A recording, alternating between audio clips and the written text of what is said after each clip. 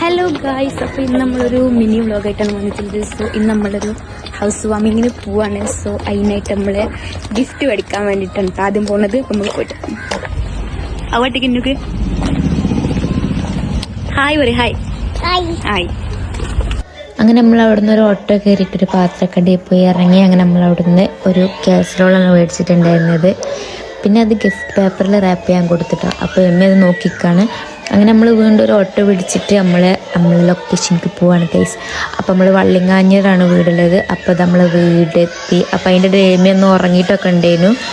പിന്നെ ഞാൻ എൻ്റെ സ്വന്തം വീഡിയോ ഒക്കെ എത്ര വ്യൂസ് ആയെന്നൊക്കെ നോക്കണേ. അവൾ വീഡിയോ എടുത്താണ്.